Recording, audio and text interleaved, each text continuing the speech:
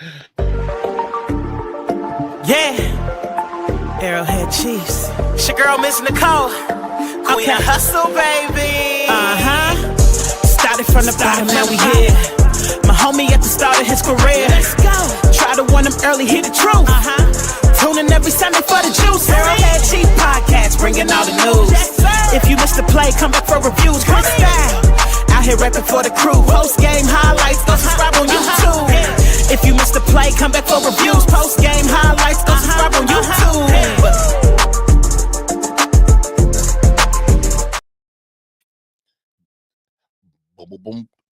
What's up, Chiefs Kingdom? You are tuned into the Arrowhead Chief Podcast, episode 245, Ravens in the Kingdom. You know what week it is. It's Ravens week.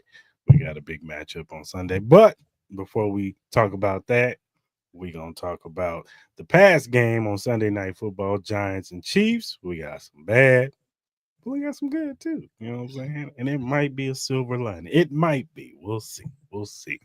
We also got Matt Trigger coming on. He's got his Ravens podcast. He's going to come on and talk Ravens and Chiefs with us. So, Mar, what's going on, man? How you feeling, dog? Man, feeling good, feeling great, feeling good. I am slightly feeling better because it is victory week. You know, we took care of that donut. We got a one in that win column. I'm not feeling too bad. I'm not trying to be doom and gloom over here, but let's just say that he was glad it was the Giants that we played on Sunday. brother. Hey, man. Yeah, it was a roller coaster ride for sure. But hey, worlds of fun. Yeah, but glad that it ended up on the right side of a win column, and we're 1-2 right now, and you know what I'm saying, we got a chance to turn this stuff around. Right? What's up, Dale? You right about that? Yeah, we got to win, right? Yeah, win is a win. I take it, man. That is for sure. Well, it's all right, man. Let's talk about it, man. You know, we had Chiefs versus Giants Sunday Night Football in the Meadowlands. Look, man, I'm not gonna make no bones about it. I would say in the Patrick Mahomes era, and we've seen some pretty bad football in these past 2 years. For sure. That might have been the worst half of football I've seen from the Kansas City Chiefs in the Mahomes era. Over 0-1 second half AFC Championship game against Bengals, that's still for me that's the worst. Because of the stakes, yeah, but even that, you know, there was still some solid stuff in that. But this was bad. Like, it was bad, man. Like, you know, I don't know what Isaiah Pacheco was doing. He damn near took Joshua Simmons out. He's running the wrong way, doing a screenplay. Hey, bro. My man Mahomes missed Travis Kelce wide open in the middle. He did. He missed some Jawan Taylor. Now, look, I'm going to pitch Jawan Taylor a slight bail. That's Brian Burns, dog. He real, dog. I'm just saying, man, that's real, dog. Remember when they said, you know, he don't be doing that stuff when the dude's down the street? Brian Burns is the dude down the street. He do it to everybody. Hey, Brian Burns like that. Hey, for real. Hey, if you've seen all 3 Giants games like I've seen, he's been a menace all 3 games. He was doing that when he was with Carolina. He was. And you know, Giants gave him a whole bunch of money to come from Carolina. Like look, let me tell you something. And considering, I thought the offensive line, especially in the second half, I thought the offensive line actually played pretty well. Kingsley, despite some of the, you know, losses, and you excuse those losses because he's going against Dexter Lawrence. You got to consider it and put it in the context of going against. Like that defensive line is loaded. They legit. They are loaded, bro. Like Abdul Carter is a menace. Talent everywhere. He's a rookie. Talent everywhere. They had him playing middle linebacker. Kevin just to spy Patrick Mahomes because he almost got him a couple of times too. then he was beating the hell out of Creed too, because Creed, Creed was like, yeah, because that speed. Come on, man. What you want Creed to do, man? Like, you trying to guard Abdul Carter, but he's thinking he about to get Dexter Lawrence. Hey, even Thibodeau was getting some, bro. Exactly. Thibodeau was kicking ass. Josh Simmons had a couple of welcome to the NFL moments. Mm-hmm. And it's all good. He still had a good game. Kingsley still had a good game. And in the second half, they had a really good game. Even Juwan, penalty, Taylor. Damn, that's the whole name now? Penalty. Oh, yeah. That's that. You lead the NFL in penalties. Yeah, that's your nickname. That's your nickname. You are the face of penalties. Now, that is a brand put on you, Juwan Taylor. But look, let's talk about the first half. It was just a mess. Play calling was a mess. Hey, Andy Nagy, I don't know who called this play in. I wish Mahomes.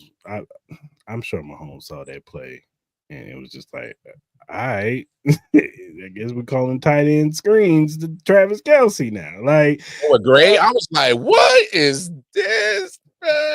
Like, this ain't Travis Kelce 2-3 years ago. He can't do that no more. You saw that. He caught that pass and was like treading water over there. So, and look, man, the running game. We got to start running forward, man. We can't be keeping doing the side-to-side shit. That side-to-side stuff, that ain't working. This is crazy, bro. And I want to see more of the Brashard Smith. You notice in the second half when they started doing the little jet sweep motion to Brashard Smith, them holes started to open up a little bit more for Kareem Hunt, started opening up a little bit for Isaiah Pacheco up the middle. You notice that? You notice when they finally gave him the ball, he made a couple of guys miss. Maybe if he had, followed his block a little bit more, he would have got a little bit more yardage. You notice that? You might be on to something. I don't know what happened in halftime when they went in that locker room. I don't know if Andy cussed their asses out. I don't know if Pat went up in there and said, "Oh, you sorry sons of bitches, I'm sick of y'all on this offense." I'm glad it happened. happened. Making me look bad. I'm glad it happened because it was. Look at Lamar. Look at Josh, man. They got it easy over here, man. Hey, bro. Golf, man. He got his feet kicked up just throwing it and handing the ball off. Hey, but wasn't it a total switch, though, at the half? It was. They came out. They finally did a first 15 just in the second half. Because remember when the first 15 meant something more? Remember when you just knew that they was going straight down the field? That first 15, boy, we're going to get 7. We're going to at least get 3. And we're going to talk about that in a minute, Mr. Harrison Buckner. But we at least get 3 on the first 15. Right. Usually it'd be 7, but we would get 3. And then we go from there. You know what I'm saying? You make your adjustments from there. But it's just like that second half, it was just like they just was like, all right, let's play football now. Mm-hmm. We made our mistakes. They got the way. Travis catching passes all of a sudden. Hollywood Brown catching passes. Juju was actually doing good in the first. He was like the only viable. Him and Tyquan Thornton was the only viable wide receiver in the first half. Mm-hmm. Juju was making plays. And my man Patrick, he had to do some Houdini stuff just to move around. But I did not, that little side pass he kept throwing to the side. I didn't like him doing that. He did do a no-looker, though. I did see that. He did no-look to Juju. I saw that. And Juju got a big gain off that. I think that was a 21-yarder. He did a nice little no-looker. And Pat made the play of the day. Mm-hmm. Getting that fumble back because Pacheco was giving it away. If the Giants pick up that ball and score right there. Did. Okay, he had it in his hands. That's what I'm saying. If he picked it up and scored, I'm saying if he had scooped and scored, we might have been in trouble. I should have switched that to the play of the game because that was heavy. Because that was really the play of the game. Yeah. Pat snatching that ball away and at least getting us a chance to punt it away. And shout out to Russell Wilson. I know y'all thought that, you thought it was going to be like you and Cowboys again, didn't you? Yeah, I saw you try to throw a couple of the moon balls on that. Nah, it ain't that. Spags ain't having that shit. Nah, he saw that tape. He saw that footage. He said, nah, not on my watch. Nah, Malik Neighbors ain't getting nada. We putting him in prison, Alcatraz, man. Welcome to the Usos. Penitentiary. Yeah. Yes, that's what it was. Get locked down. Because my man couldn't. He had 2 catches for 8 yards? Something like that. 13 yards? I'm gonna look it up in a second. He locked them down though. He had the whole damn near at least 3-4 dudes around. And I want to give props to Brian Cook. My man has been balling ever since the Chargers game. Ever since the Chargers game, he's been balling. Now, this defensive line, they still work in progress. It was better, but it's a work in progress. George Garloftis got a sack. Cris got a sack. I'm still waiting on Charles Minion. Man, Charlie O. Man, we was gassing you up all preseason. You probably gonna block us if you hear this, brother. But bruh, where you at? Where you at? Where you at though? Where you at? Have you seen them? I'm about to put you on the back of the milk carton, dog. Oh, not on the back of the milk carton, dog. Old school days. Have you seen this kid? Yeah. Listen. Have you seen me? Yeah, that's what he used to say. Have you seen me? That's gonna be Charlie O on the back of that milk carton. Stop. Hey, and Charlie O, the way that we got AI technology, bro, we can make it possible. Oh, we can. You definitely gonna block us if we do that. Don't block us, dog. We love you, but you gotta show up though, bro. This is a production business, player. And you know, like I know, like we know. This is supposed to be a contract year, player. You supposed to come in here hungry. You starting the season off. We was excited. We get Charlie on the beginning of the season. What? Yeah, you supposed to be the fat boy attacking the cake, bro. Come on, man. Nah, it ain't looking good right now. It's early. Hey, keep playing like this, you're gonna be back here next year on a 1-year deal, but it ain't gonna be. It's gonna be like $5 million. I don't know about that one. He said, "I don't know about that one." Gonna be Ash and Gelati gonna be dipping in their playing time, player. Hey, I'm just saying, my Dana and Ash and Gelati might have more snaps than you.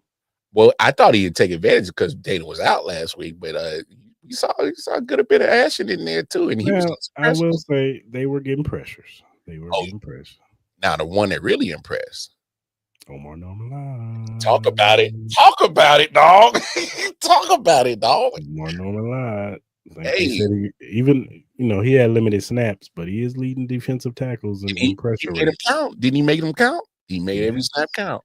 And he should have got a holding penalty on one of them when Russell Wilson scrambled out of the pocket.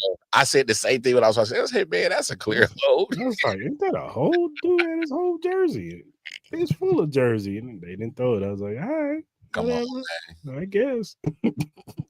Come on, man. There was some penalties. I mean, there was penalties on both sides, but there was some penalties for the Giants that kept them alive in some of them drives, man. So, but overall, look, it was a tale of two halves. First half was terrible. Oh, it was bad. It was bad. I when I was, I was chilling at the cheese bar with the fam and all that stuff, and hey, come on, let's go. It's time to go. I was just like, I don't know, man. This might be one of them games where we gotta squeak this shit out at the end and shit. Hey, we was in the chat. We was like, yo, this don't look good, bro. I was like, this might be. I tweeted it out. I said, hey, man, we're a bad football team. We're not good on offense, at least. Like, yeah, on offense. Because shout out to Spags, man. Spags is getting gold stars. I ain't got nothing bad to say about Spags. The only thing they was getting off was them little Cam Scatterboot runs. And look, and Nick, man, you gotta wrap up now. You can't just hit Cam Scatterboot. He gets stronger when you just pop him. Like he keeps going. That's what you doing that all in Arizona State. That's all he was doing. Yeah. Nick just ended up on that Scatterboot highlight reel. He did. He got ran over. He got ran over. He did, but he was running over. Oh, Oh shit! Damn. Yeah, he's running over a few people. So He was. he's running over a few people. No, Cam is good. I like that guy. I like his game. I like his game. Might be the better running back than Isaiah Pacheco. Come on. What? You ain't what happened? Shots at the squad, bro. What, man? We keep it real up here. We do. Hey, real man. talk. Hey, Pacheco. Raw interactions. If I see you run into a backside of an offensive lineman that is wearing the same uniform, that's just who he. That is who he is, man. Come on, man. That's who he is, man. We can't stop that. Okay. It is what it is. That's who he is. It's unfortunate, but that's who he is. Yeah, so, man, come on, bro. We gotta live with it. I ain't living with that, dog. No. He gonna find his way to another squad if you keep doing this shit, bro. Yeah, we gotta live with it. It is what it is. And look, it's unfortunate. You know what I'm saying? But hopefully the Chiefs see this and go get a damn running back sometime this year. Because this offense can't survive. Even with Rashee Rice coming back, even with Xavier Worthy coming back, we can't be one-dimensional. We just can't. There's too many good teams out here that are not one-dimensional. Way too many good. The two teams that usually we, in contention with to get to the Super Bowl on the AFC side, the Buffalo Bills and the Ravens. Yeah. Guess what? They got viable running games. Mm-hmm. James Cook might be one of the best running backs in the league. Facts. Derrick Henry was, despite his, fumble troubles, he's still one of the better running backs in the league. Too much butter on them crabs you eating, boy. That's crazy. That is crazy. Yeah, all that butter and all that butter in Old Bay. He over there going crazy down there. Damn, be more. Too much butter on them crabs. That is crazy. That is so crazy. But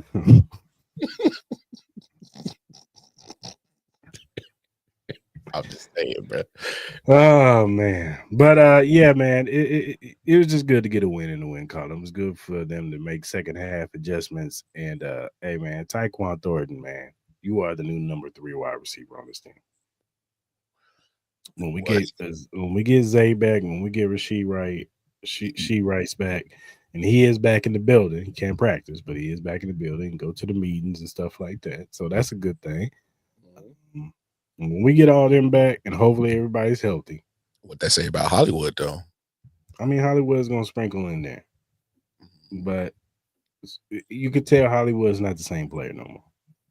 He doesn't have that level of explosiveness no more. Yeah, because I don't care what nobody say. He's just scoring. I'm not gonna kill him on that one. He was running backwards, man. If he was running the stride, yes, he was running backwards, man. And I saw that play so many times. He stopped, bro. He stopped because it was kind of underthrown too. Let's just keep it real. You stopped to get the ball, but when he started running, never mind. He was trying to do what most dudes do. He was trying to do the stop and then let the dude run past him and then keep going. That's what he was trying to do. He had all that field, just run. and then the corner ran hella fast. Like when Pat threw that ball, go watch the corner. Like that dude jetted to Hollywood Brown. So shout out to the cornerback, man. He made play. But and Tyquan Thornton took a pass away from Hollywood Brown yesterday. He said, give me that, bro. I don't know. Somebody ran the wrong route. No, I think he got jammed up. His route got jammed up, but good thing he caught it because Hollywood was wide open. He was right there. But hey, he caught it. But that it was good to see him get a couple deep shots downfield. I think they said Patrick Mahomes leads the league in 30+ yard passes this year already. So we back, baby. Woo! I take it. But hey, the deep passing game is there. It's back. But no surprise though. we shouldn't be surprised about Tyquan's performance in the last 2 weeks. You know, you still got to see it on the field. You know what I'm saying? We could look at training camps and, you know, it may work here, this game, that game, but we still got to see it on a consistent rate. You know what I'm saying? Fair. And it was just good. I was more so happy that even when he dropped that one pass, they went right back to him. And Pat didn't shy away to say, I ain't good. I ain't throwing him the ball no more. But he actually threw the ball downfield. May I ask you a question? Do you think Pat be out there second guessing sometimes when he make these throws? Because he do a lot of double pumping. I think he to be honest, do you think last year, because he you know, everybody was talking about it in the beginning of the season, he threw some interceptions, some his fault, some not his fault. Mm-hmm. And do you think he's trying to be a little bit more cautious with the football because he doesn't want to throw a pick? And I think he also, in the back of his mind, he understands that the margin of error on this team right now for this offense, we don't have the dogs to be like, all right, I threw a pick, but we can get it back because it's not guaranteed. I think that's where he's at. He's like, my defense can only hold up so much. And, you know, obviously turnovers are bad, you know, giving possessions away. But, you know, I think he's more being cautious about his decisions. Just making sure that, hey, I'm not, you know, giving the opponents more possessions and keeping us off the field because we still got to get into our groove and still produce points. And like you said earlier, we'll talk about it later, touchdowns and not sell it for field goals. So I think that's where he's at mindset wise. Just, hey, man, we got to get this 6. Damn all that other mess. So, yeah. Well, like I said, the second half, it was solid. It was pretty solid. Only thing, hey, Pat, man, just take the first down and end the game, man. You ain't had to throw that pass out Hollywood. You almost threw a pick to do, man. Almost gave the Giants a little bit of hope, even though the game was over. A little bit of hope. So, and hey, kudos to the Giants fans. I feel sorry for y'all, man. Now, y'all got some good news. Jackson Dart is now starting. He's the new starter for y'all, but I feel bad for y'all. When Russ threw that pass to the crossbar, you just saw them fans. They paying to those fans. They was like, I'm sick of this shit. Yeah, I'm sick of this shit. Look, this is some bull. So hopefully Jackson Dart work out for y'all because, you know, that quarterback pool next year is getting slim biggins. Slim Pickens. Said slim. Well, the kid from Oklahoma, he broke his hand, so he's gonna be out. Mater, and he was lead for Heisman right now. For me, Garrett Nussmeier, he gonna be a New Orleans Saint with his dad. I wouldn't touch. Arch need to go back. Well, he's going back. He's definitely going back. He's not leaving. He needs more. He needs reps. Yeah, he needs them. He needs reps. Maybe Drew Allar. Let's see. Speaking of which, Harrison Buckner. We need to talk, bro. Come forward. Come forward. Look, man. I don't know what's up with you, dog. I don't know what's going on. But you need to get it together, player. He's leaving points on the board, man. He's leaving points off the board. He did it against the Chargers. That if you think about it, probably would have changed the tide of that game if he had made the kicks. Then you got the Eagles game. How many points we lose by? 3 points, and you missed a field goal at the beginning of the game. So we might have, at the very minimum, went to overtime in that game. And then this game, you miss a kick and left. I think you missed 2 kicks, matter of fact. An extra point and, you know, just a kick. So I need you to get that 4 points. Yeah, I need you to get it together, man, because if it happens against the Ravens, now it's going to be it's going to be a real talking point, and we can't even get rid of you because we can't cut you because you cost $15 million against the cap. That's crazy. A kicker. and can't get rid of you next year because you cost $10 million against the cap. That's crazy. A kicker. Yeah, we're gonna have to restructure that. I'm almost definitely thinking that in the offseason, Brett Veach is like, yeah, we love you, but we about to restructure this shit here, dog. You too much against the cap, bro. Yeah, and if you missing kicks next year, beginning of the season, we're gonna get some competition up in this month. Stay on the line. Keep your line fresh, sir. If I call you. And they ain't never scared to get a kicker off no practice squad from all them 31 teams neither. That's how they got him. That's how you get them. You lose them, how you get them. Yeah. But you need to get it together. You can get it together. Let's talk about Travis Kelce, man. Now we saw Travis Kelce. Andy Reid got into Travis Kelce's face, pretty much saying like, "Come on, man, wake your ass up." He chest bumped him too. Wake your ass up, Lucky Charms. Get it together. Lucky Charms is crazy. You know, you gotta get the reference. You know? I know, but that's crazy though.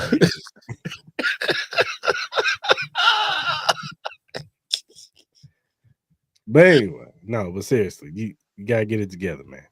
I don't know what that is, bro. But do you think it's a big deal? The frustration on the sideline, seeing Travis Kelce every week frustrated.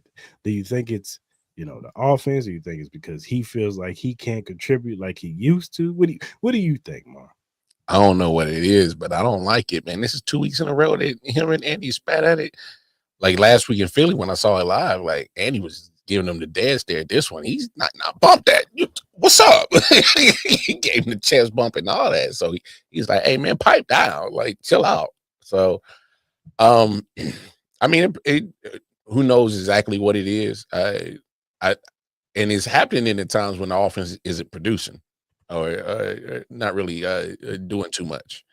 It was weird that it happened last week and they scored on that drive, so that one made no sense. But this one, it happened in the first half when the offense was just dead. They weren't doing nothing. So maybe he's just looking for a spark or something. Maybe he's seeing something that we're not seeing. But I did also look at the all 22. Defenses are still giving Travis Kelce that respect as if he's still that guy. So they're still doubling him. So maybe he's just kind of feeling the just frustration with that he's not necessarily getting open, but I think it's also a sign of respect that you're still getting doubled, Travis. You know what I'm saying? So I guess you just got to kind of take it as it is. But maybe we need to do a little bit more on scheming him open like they did against the Chargers. Using other players with I guess certain attributes that can scare other teams to let me follow him and get off Travis, kind of like the Brashad Smith play in week 1. Maybe we need to do more of that to get Travis going, and then hopefully that can open up some other things. Because then those other teams start. All right, so we can notice that they're scheming to get Travis open. So eventually they're going to go to those other players. So hopefully that can be where Andy shines in his playbook and says, all right, so if you're going to try to get Travis on this play, then all right, that off that same play, I'm gonna give it to Brashad or give it to somebody else. So I don't know the actual root. We're not in the inside of what's going on in there, but it is. We've never seen this much frustration so early, and the amount that has been happening, like 2 weeks in a row, like that's crazy. I do think the frustration is coming from not just what's going on now, but what's been going on for the past year or two from this offense. When you're Travis Kelce and you're Patrick Mahomes, and you're so used to, you went from scoring at will, where it was just easy. Even after the year when we lost Tyreek Hill, we were still efficient in the red zone. Yeah. You know what I'm saying? Like they still were getting touchdowns in the red zone. Jared McKinnon was very, prominent in them getting into the red zone and being able to score because of him catching out of the backfield and, things of that nature. So they were efficient in the red zone. The running game was solid. You know what I'm saying? And like even though the weapons may not have been as good, you had a prime Travis Kelce who was getting open, and he was just a weapon himself. Yeah, tight end. And then that first year with Juju was still has some juice, even though I feel like Juju still has a little bit of juice in him as far as playing on the field, but that separation and getting open, them putting all the coverage on Travis and leaving other guys opened up the offense. You know what I'm saying? And then you come into 2023, and then you had a drop pass era where all the receivers are dropping passes. MVS, Kadarius Toney, Sky Moore, like all these guys are dropping passes. Even Travis had dropped a few of them. You know what I'm saying? And it wasn't good. And then you come into last year, and it looked like, okay, we got Rashee Rice, we got Xavier Worthy, Hollywood Brown. Oh man, Hollywood Brown's down the first preseason game. All right, cool. We still got Rashee Rice. We still got Xavier Worthy and Travis Kelce. Then it was cool. It was cool. Oh damn, Pacheco goes down. You know what I'm saying? All right, we gotta get Kareem off the couch, and we still gonna roll. And then game 4, Rashee Rice goes down because of Patrick Mahomes. And then now it's all on Travis again. And a rookie. And a rookie. And then coming to this season, you're excited again. Oh man, we got Rashee Rice, we got Hollywood Brown, we got Xavier Worthy. Even if Rashee Rice has to miss a few games, bump it. We still got Zay, we still got Hollywood, and that's gonna and we're seeing some things from Tyquan Thornton. We'll see what we can get with him. This kid Jalen Royals, he's looking good in preseason and practice too. He's picking up the offense. All right, cool. Then all of a sudden, now we hearing that then Hollywood Brown gets hurt in training camp, pretty much. And then so now we got to wait for him to get revved up. Then we find out Rashee Rice. Now he is going to get suspended for the first 6 games because at first he was going to play. Then 3 plays into the season, Xavier Worthy gets hurt, and I think that one really was a gut punch. That was a gut punch to him. It's just like, damn, I know. It's like one of those things like, dog, I know we better than this. Like if we had all our weapons, we would be 10 times better than this. And I'm not even sitting here saying, we're going to score 35 points a game. But no, we at least get 28. And now struggle for it. And it don't look like this. Don't look nowhere close to this. This is, and I think that's where the frustration is coming from all them. And I think that second half was a good, Andy, all right, let's just simplify this shit. Let's just make this shit easy. Let's get the ball out quick. Go on forward. None of this side-to-side shit. Let's go forward. Just push the ball forward. Hey, Kareem, give me 3. Give me 3. Isaiah, you're not going to break one. Give me 4. You know what I'm saying? Hey, you guys get open in the flats. Get open on the sideline. Hey, Tyquan, be ready. We're going to hit you deep a couple times. And they did. That's what they did. Yeah. And sometimes that's what you got to do. You got to simplify things. I think that's what Spags did. He simplified things for the secondary. I mean, just keep the shit simple. All that shit I was trying to get y'all to do, communicate shit, y'all not ready for that yet because, that was the stuff I was running when Reed was here. Justin Reed was here. Yeah. Let me build y'all up to that. Let me get y'all confidence up, and then little by little, I'll give you a little bit more here. All right. Now we at the quarter part of the year. All right, I'm gonna give y'all a little bit more here. All right, by the end of the season, y'all should be on this shit. Yeah. By the playoff times, y'all should be a well-oiled machine, knowing where everything need to go. Y'all talking, communicating, everything driving. So I just think that Andy and them just finally, it was just like, all right, let's just simplify this shit for right now. And that's what we talked about last week. It's like adjusting to the players that you have on the field. I get it, Andy. You feel like your scheme is ironclad, but it's not ironclad when the players can't execute it. Facts. Hollywood is no longer what he once was. So he can't do what Xavier Worthy does now. And you can't expect him to do that. Juju's not Rashee Rice. He can't do that no more. He can make plays, but he can't be full on Rashee Rice. Nah. Travis ain't Travis no more. Is he better than what he was last year? Yes. Yes. Already. Yes. You could just see the clear difference because I've seen him get people on moves that he was not getting people on last year. Oh, he did the famous inside out Travis move. He's been getting guys on there for the past 3 games. And I was like, okay, that's the try. Okay, he still got that in his arsenal. You can tell he's still in shape. He back in shape for that. Hey, I even saw Noah Gray hit it. But last year, Travis, hell no, he couldn't do that. He just turned it around and hoping the ball beat it. Hell no, he couldn't do that. And hopefully Jalen Rose can fit in this offense. People were like, "Oh, was Jalen Rose would have got some play?" Man, you know how that's go. Mm-hmm. Jalen Rose ain't played football since week 2 of preseason.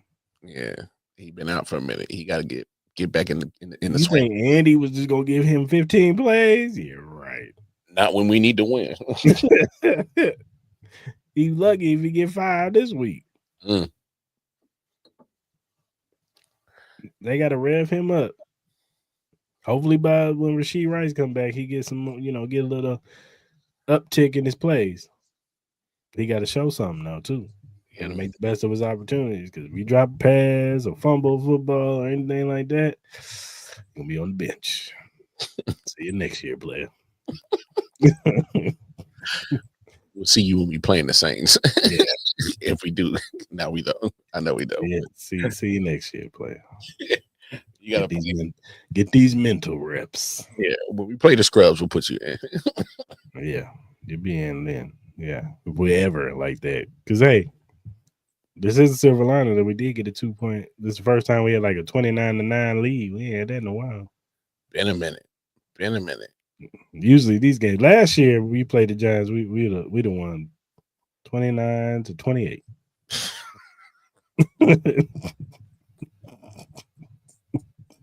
And people have been like, "What's wrong with the Chiefs?" Meanwhile, the Eagles over here doing the same shit. Hey, dog. And the narrative is the resilience of this team and Jalen Hurts. No, they doing the same shit that we did last year. Bruh, I said CeeDee Lamb don't drop that pass. They 0-1. Trap. Siri, chill. I won't talk to you. You're even mad. She like she mad too. Damn, Siri, calm down. If Travis don't drop that touchdown, we might be talking about a different thing. And then y'all block a field goal. The Rams, damn well the Rams should have won that game. But everybody's blocking field goals yesterday. We're gonna talk about that later. But damn. But still, I'm just saying, man. I get the frustration from Travis. I get the frustration from the team. But it's gonna be all right. Man. You just gotta stay afloat. Just stay afloat. Yeah. But Trav got come on. I'm gonna be honest. It looks a little whiny about him. Like, come on. He is whining, but he's an old man, dog.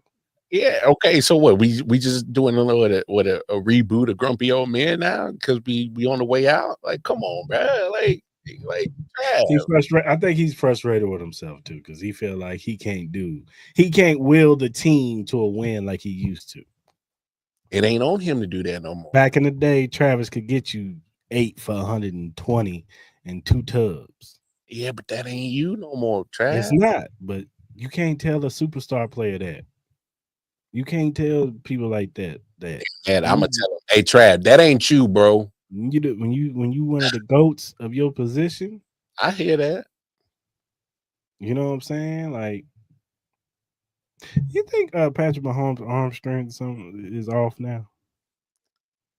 Are you talking about on some of those deep throws? Mm-hmm. I don't want to say arm strength, but because like the pass to Hollywood before the half, back in the day, like 2-3 years ago, he made that throw. Yeah, in stride. I hear you. Well, I mean, he ain't 24 no more. He's not. He's 30. He's 30. I'm just asking a question. That shoulder don't pop like he. He don't.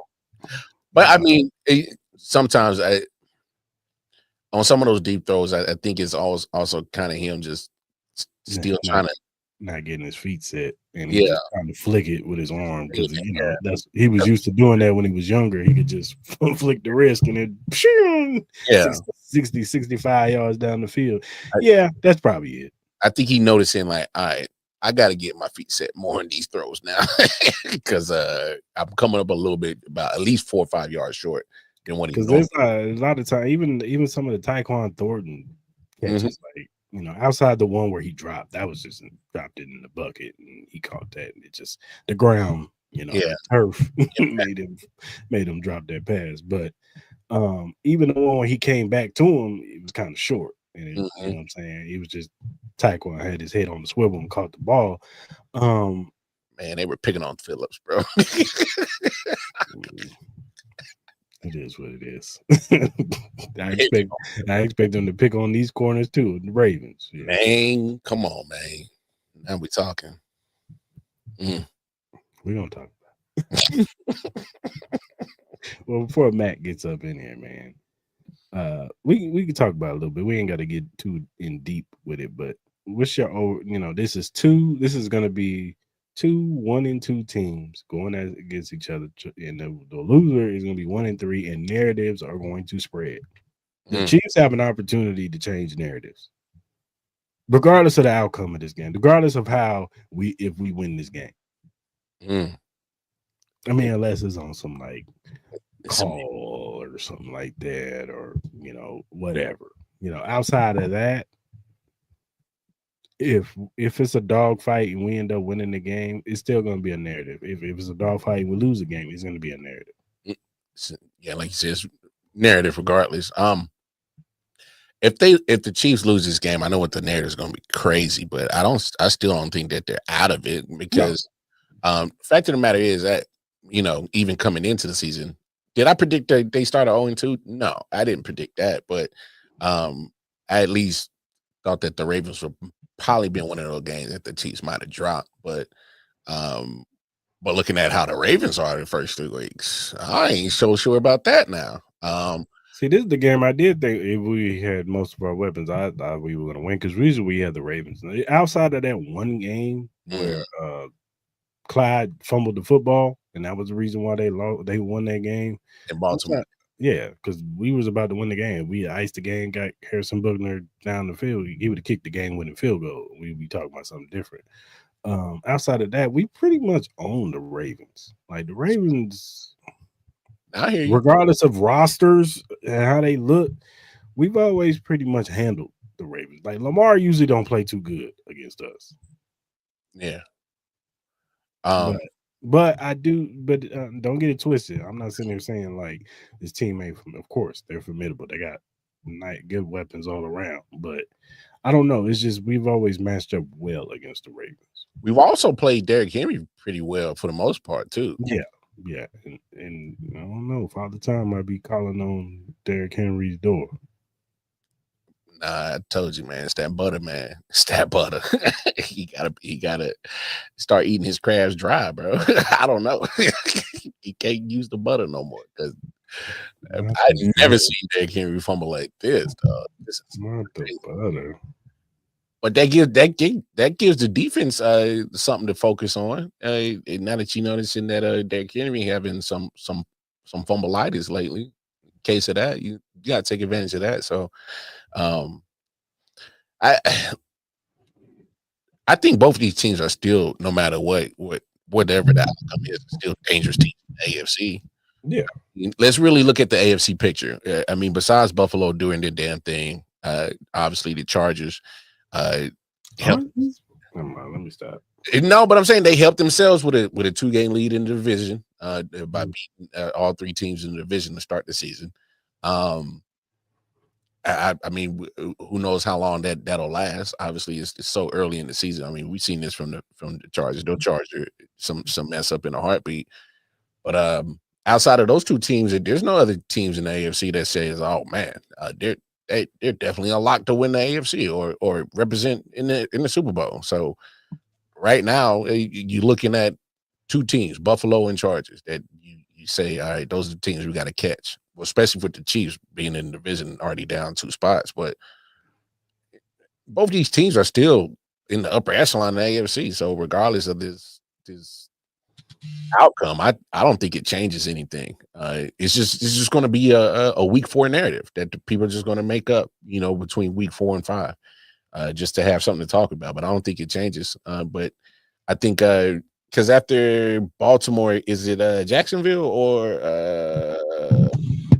Yeah, it's Jacksonville. And I'm not so Jacksonville, so. I mean, they won, and I picked them to go to the playoffs, so I guess, hey. But Trevor Lawrence is terrible, man. He's a bad quarterback. So, even if the Chiefs lose, there's a good balance right in between before you see the Lions. That game got me terrified, dog. That one looks a little more scary than the Baltimore one right now. And I was initially afraid of the Houston one. I'm damn sure ain't afraid of that one now. I don't know why you was afraid of that shit. I could have told them. Now their defense, I give Houston this. Their defense is actually good. They got one of the better defenses in the league. Their defense keep them in games. Mm-hmm. It's just CJ Stroud and them. They don't know what's going on over there. That offense is bad. It's bad. I watched the offense. I'm like, man, our offense don't look too bad out there. They can't get nothing going. Like, man, that Chiefs offense don't look too bad now either. When I was watching that game, I'm like, the offenses have been on a downtick this year. Yeah, they have. As a whole. As a whole, like if you watch these games, it's like it ain't like nobody can get nothing going. No rhythm. Unless you play a Cowboys defense. Yeah, that's true. The Saints. Oh, I can't wait. I can't wait for Thanksgiving, bro. If Pat and them don't put up some points with the full array of weapons, boy, we got a problem. We about to have a rant. The whole show is just gonna be a whole rant of me cussing everybody else. Andy, Nagy. Oh man, not the whole rant, bro. The quarterback coach, everybody. Andy Heck. I'm gonna get the popcorn boy. What's the wide receiver, Embrae, whatever his name is, the wide receiver coach.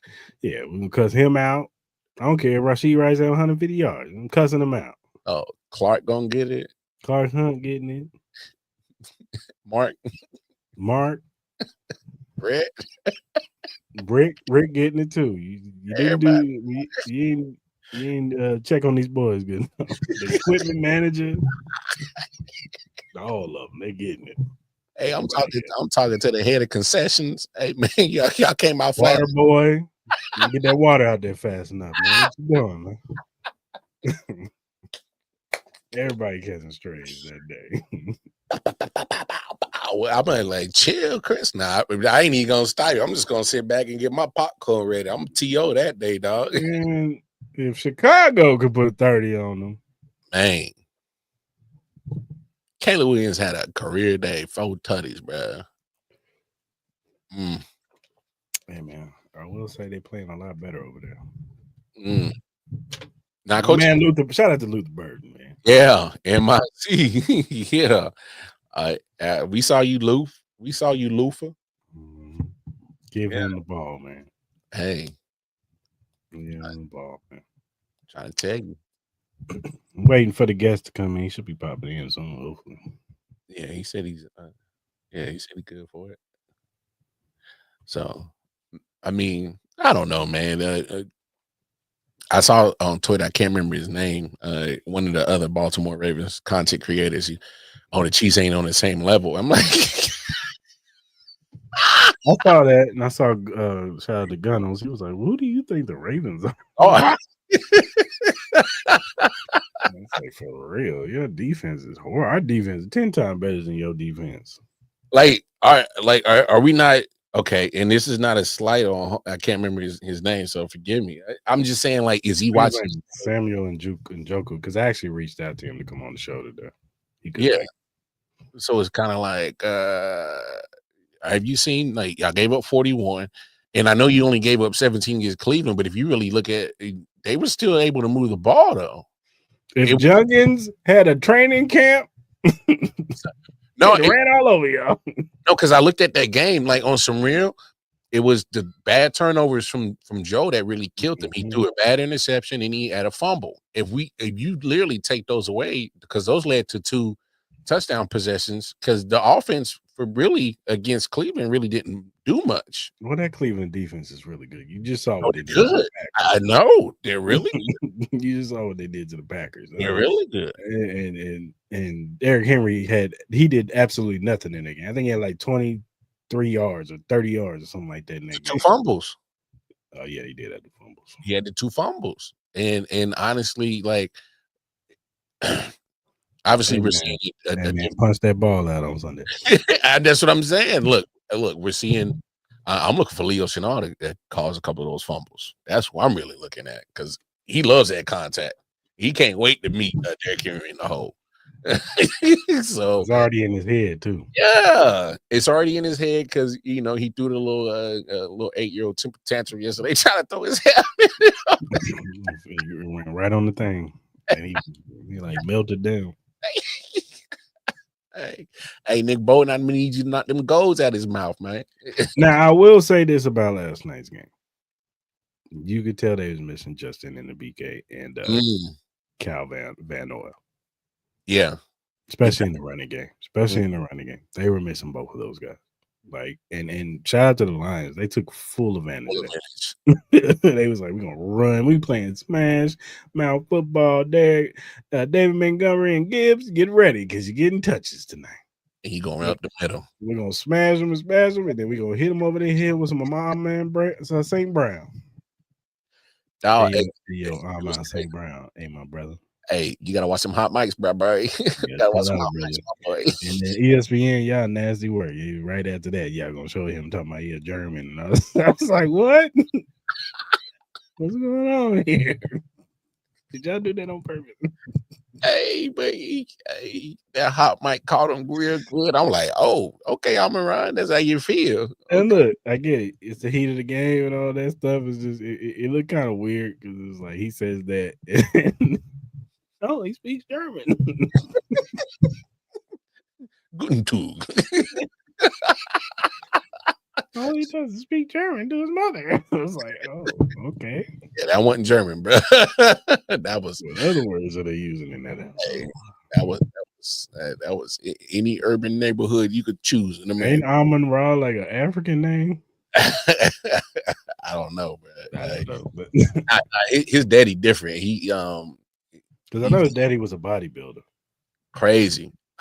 He like Pops was like a bodybuilder, and then Aquanius, I think that's his brother's name. Yeah, he played for the Bears and the Packers, I think. And then there was another one, but I don't think he made it to the league yet. Yeah. But no, it's just I thought it was funny too, because it's like, bro, he's saying he sounded like everybody in the urban neighborhood just talking all reckless, but he smells shit. I was like, oh, okay. And then it was like, yeah, he speaks German to his mother all that. I was like, okay. It was almost like they was like, cue the German stuff.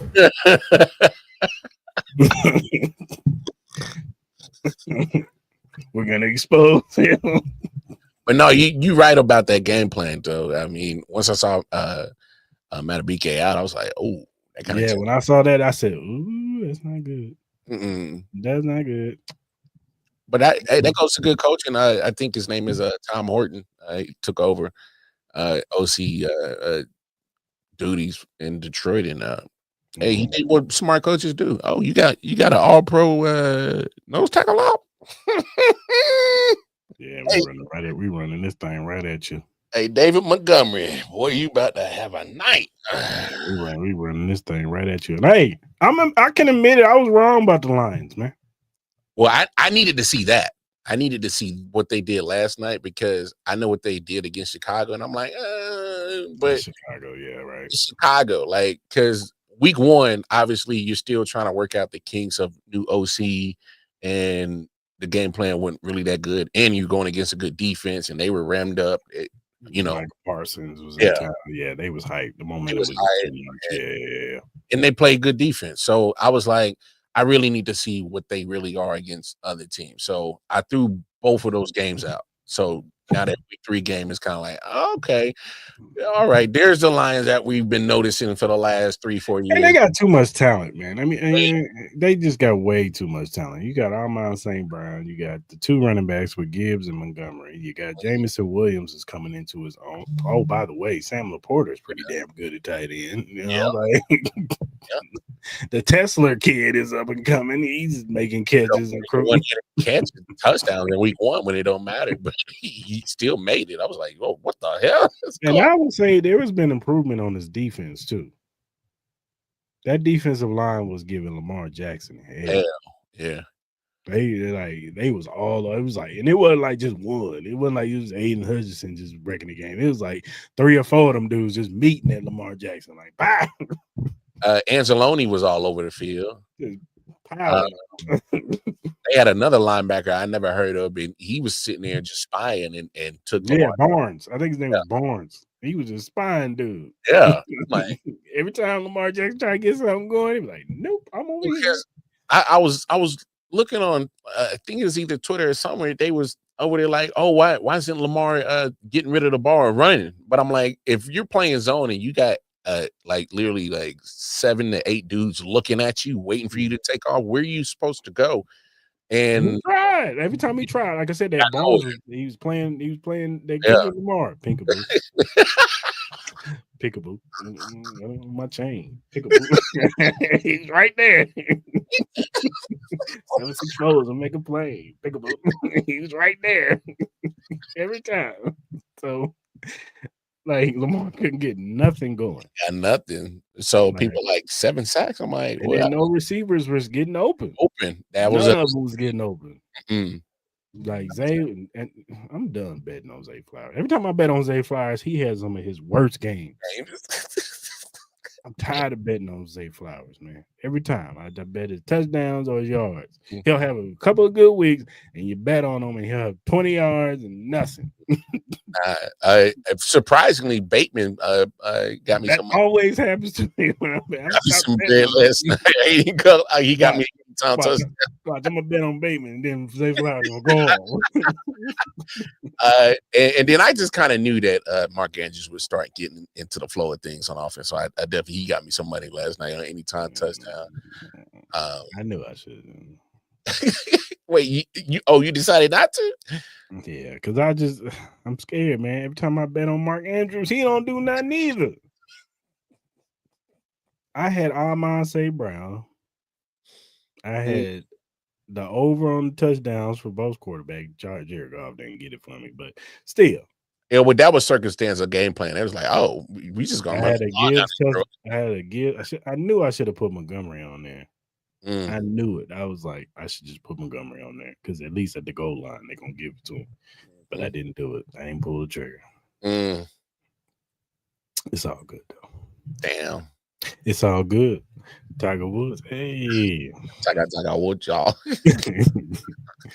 But yeah, man, it was a crazy game yesterday, man. And it just looked like the Ravens were just they couldn't figure it out. And then with Derrick Henry not being able to really do anything, and especially in that second half, and then him fumbling the football, it just looked like it got in his head, and they just couldn't get a good running game going. Justice Hill was probably their best running back on the field. I wonder why Keaton Mitchell can't get on the field. Send him to Kansas City.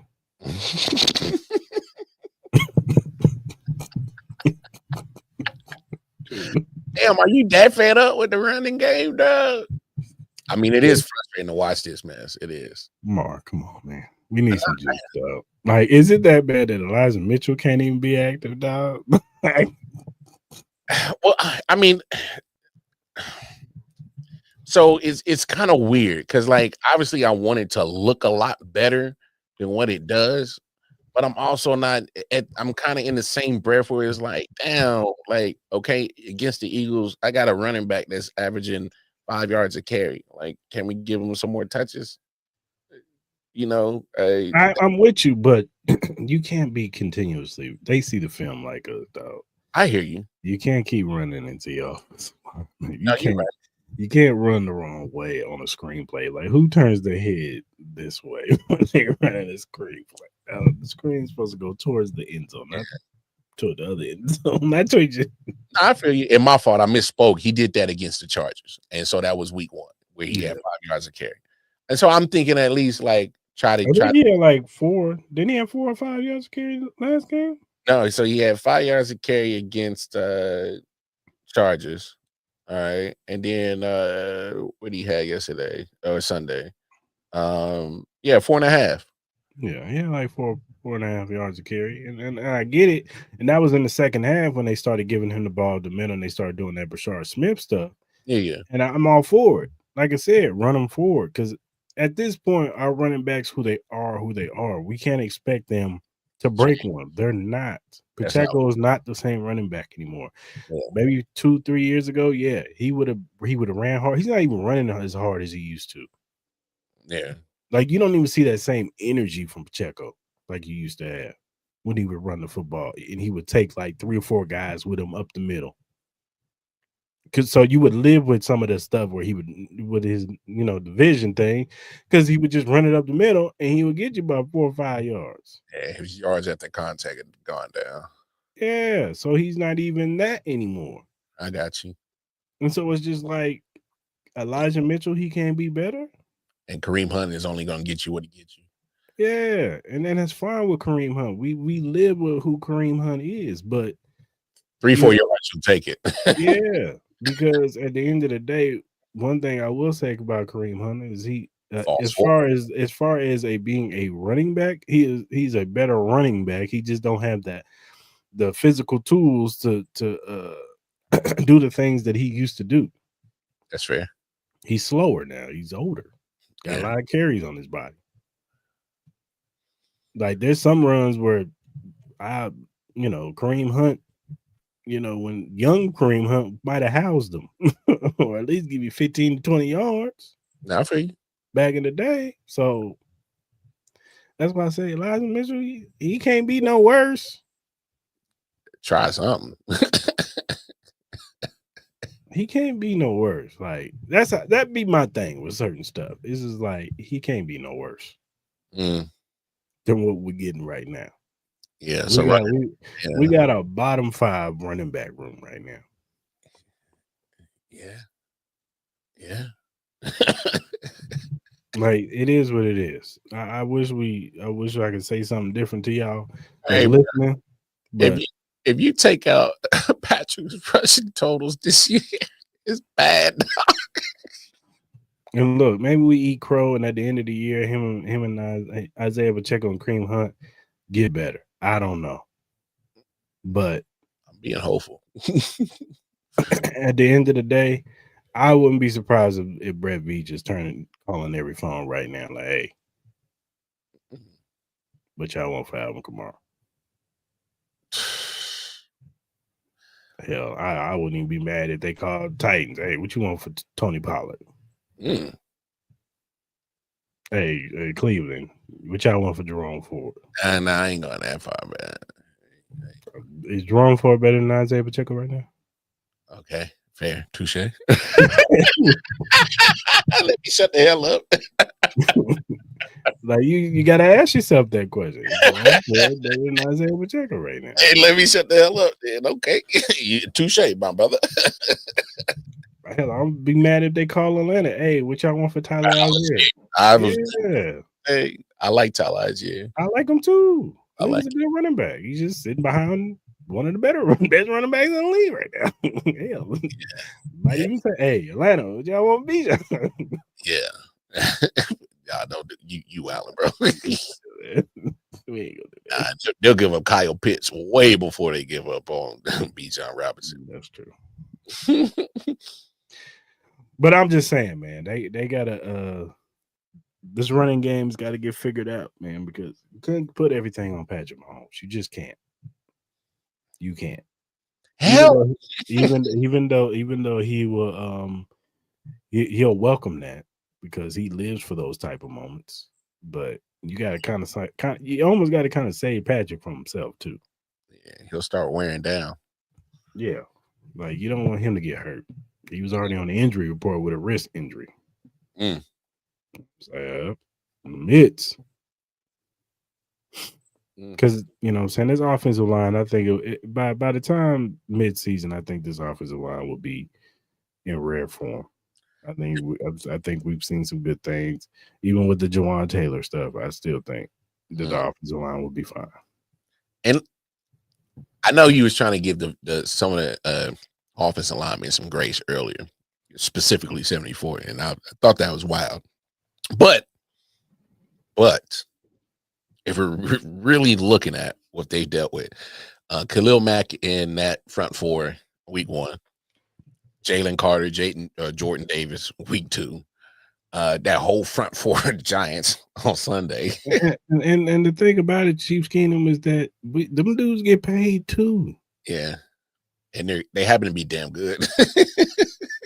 They happen to be. I get it. Y'all want a perfect, you know, like we don't watch other teams like we watch the Chiefs. And so I'm guaranteed if you listen to another fan base and talk about their offensive lineman, they're gonna say the same stuff. They got an offensive lineman on their line that they hate. They don't like. You know what I'm saying? Or whatever. Yeah, but ours just happened to cost $20 million. So yeah, he does. I could have got Bull Rush for $20 million the way he got. But to be fair, this is what he did with Jacksonville. Yeah, he always had this type of counter snap type, you know, pass blocking. That's what he was in Jacksonville. Yeah, he just played in Jacksonville, so nobody paid attention to it. It wasn't Chris Collinsworth there to call him out on a Thursday night game. Well, no prime time. He called him out when he played for Jacksonville that year when Jacksonville came back on the Chargers. That was a playoff game. So and he was doing it against Joey Bosa, and Chris Collinsworth was calling him out. And then when he saw him on the Chiefs, he's like, "Oh, him." Yep, I seen him before. Better call this dude out on this one too. And he's been and look, I don't think it's always Jawan Taylor's. I don't always think he's got a false start. I don't always think that he's holding somebody. Like, I just think that he's been tagged. Some guys have just been tagged, man. And when you get a narrative around you, referees are gonna pay attention closer to certain stuff. It is what it is. It's just like the same thing when you get tagged as a dirty player, Vontaze Burfict. Even if he had made a good tackle, if it looked funny to them, oh, that's Vontaze. Yep, he did it. The Draymond Green syndrome. You know what I'm saying? Like, it could be ticky-tacky. It could be small. You know what I'm saying? And it's the same thing with Jawan Taylor. Like, I'm not trying to pitch him no bail. You have every right to be mad at Jawan Taylor if you're mad at Jawan Taylor. If you're sick of him. You want Jalen Moore out there? I'm not going to fight you on it. I'm not, because at this point it's just, but at the end of the day, the Chiefs have to feel like that. And I don't think they do. Yeah. I think it would have to be so egregious with Jawan Taylor for them to take him out. If he had a sequence like old boy did for the Giants did against the Cowboys, had like 4 penalties in a row. Straight, yeah. Set his ass down. He's ready to fight everybody on the sideline. He's ready to fight coaches, teammates. He's ready to fight everybody. You bench me, motherfucker. Yeah, you suck. They played better without you. You suck. You're terrible. You're not good, man. Sit down. You're getting paid. Sit down. They ain't gonna cut you. You making good money. Sit down, dog. Your check still clears. You all right? But yeah, it's just, you know, I don't know. We'll see. See what Jawan Taylor, man. Like I said, I'm not gonna fight y'all on it. I'm not gonna fight y'all on it. If that's y'all. If y'all Want them gone? Guess what? Y'all gotta wait till next year. Where it costs less against the cap. Wait till next year. Come off the books. Hey, no more guaranteed money. And then it'll be Jalen Moore over there, and then y'all can hate him. Because let him give up some stuff. Jalen Moore, this punk ass motherfucker. Oh no, y'all wanted Jalen Moore. Can't win, bro. I think that I do think the Chiefs draft a right tackle next year, though. Oh, without a doubt. Just in case, this Jalen Moore don't work out. I don't think they do it in the first, though. No, not a first round pick. He'll be like a third. It had maybe a second if the value's there. Like that's what I was about to say. Second, the highest is the ceiling. I'm willing as far as to go. If the value's there for him and he's the best player on the board, you have to take this dude because he can be at least a starting good Pro Bowl, maybe Pro Bowl right tackle. Then you gotta take him. Man, let another situation like a Josh Simmons situation happen again, boy. Got 2 bookend tackles. Man, come on, man. With Trey and Creed and Kingsley. And like you said, Kingsley, look, I know we said it coming in the season. This is gonna be the litmus test first 4 weeks. And if he wasn't gonna get it, I'm like I think he's been getting better.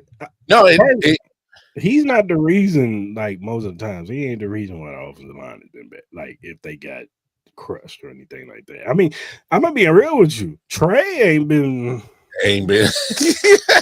I know. Well, to be fair, Trey's make some good plays too, but I hear what you're saying. It's just we paid you, brother.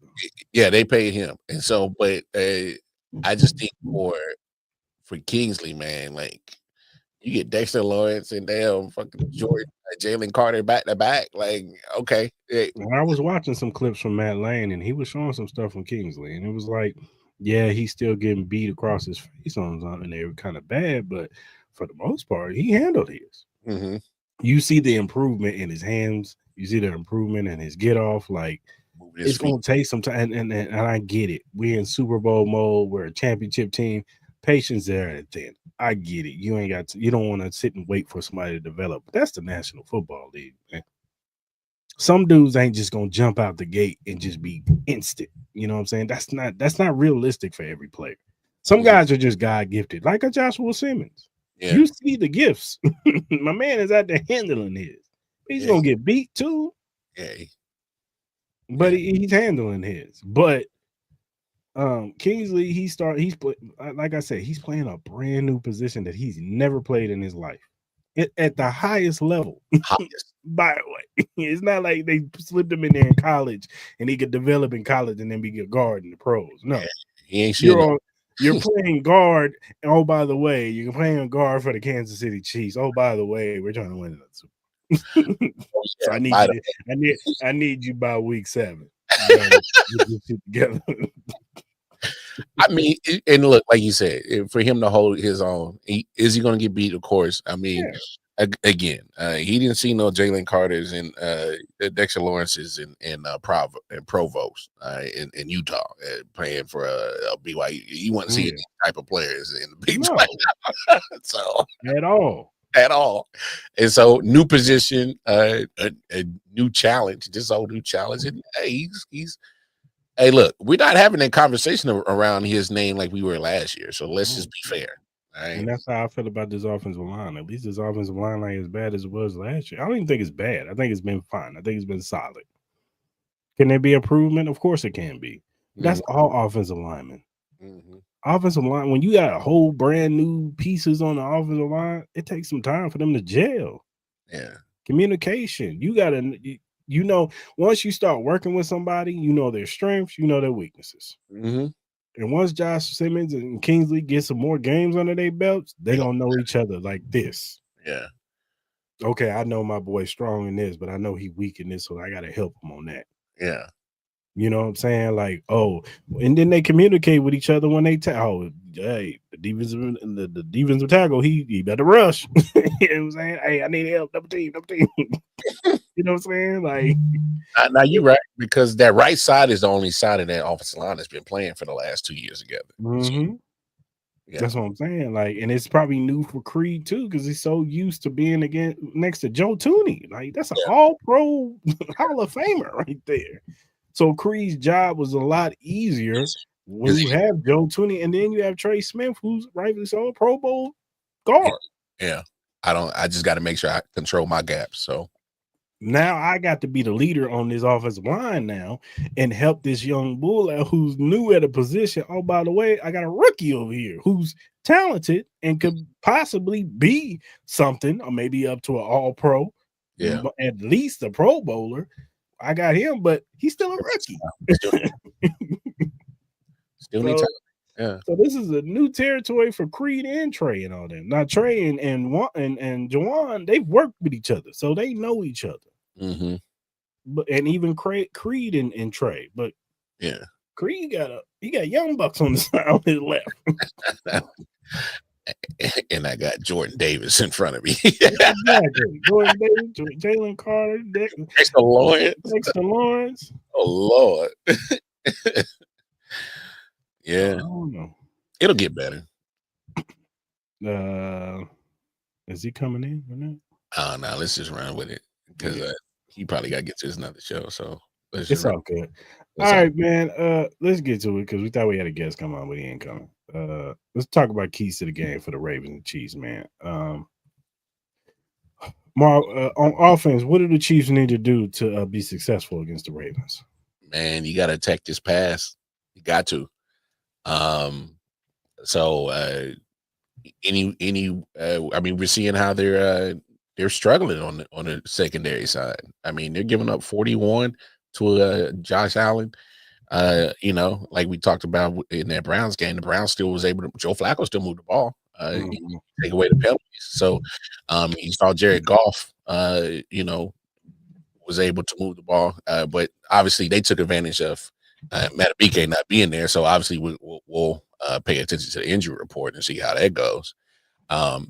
If he doesn't play, and I'm caveating this, so if Matabike doesn't play, you got to recreate that same game plan that Detroit did, and just keep it simple and attack that middle, because they showed that they weren't able to stop nothing up that middle with that run. And hey, that can help give Josh Kingsley some momentum, almost like a layup in basketball. You know, when your jump shot's off, get the layup, you know, and then, you know, once you make a couple of layups, start back and back and make a couple of, you know, elbow shots. Oh, you making them? Let me get the free throw line. Oh, making them?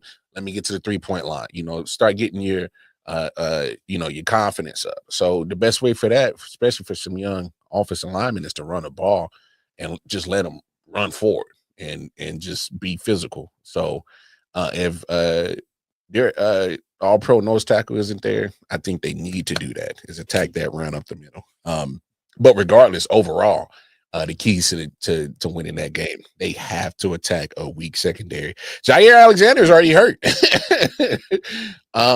You know, and then they're still trying to get their communication right on that back end, and so far it just hasn't happened. Amon just had a great game last night. You know, if it wasn't for the success of the running game, I think Sam Laporta would have had a breakout game last night. He was getting jiggy. So this might be the game where you might, I'm not saying we get prime Travis Kelce back, but obviously they're giving him that same respect of double him. But Tyquan coming up big last Sunday, maybe that might scare some.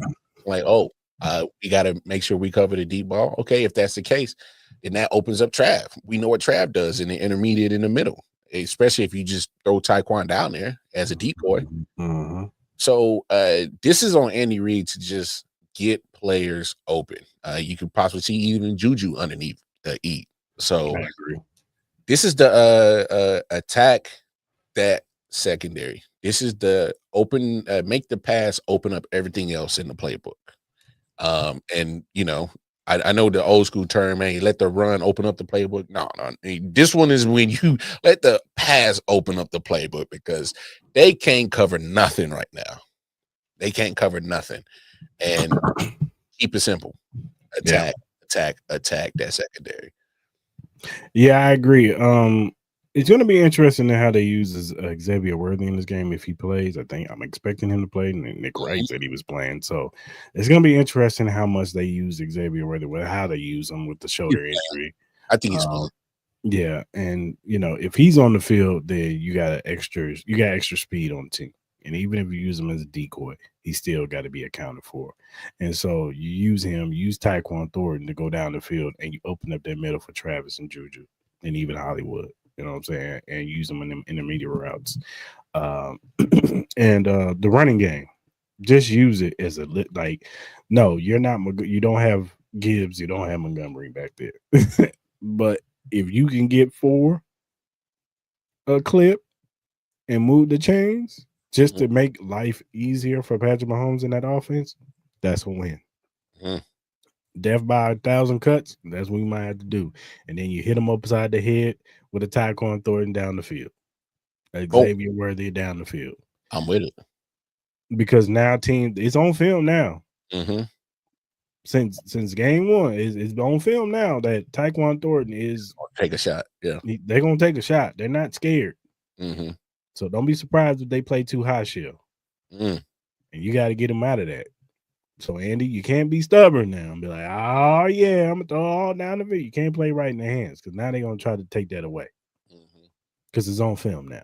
Yeah, you got to use that. You might see light boxes, and if Justin and BK and Kyle Van Noy is not there, you have to take advantage of that and just eat. Pound the rock with Kareem Hunt, tie their asses out, wear them out, and then hit them over their head. That's how you're going to do it.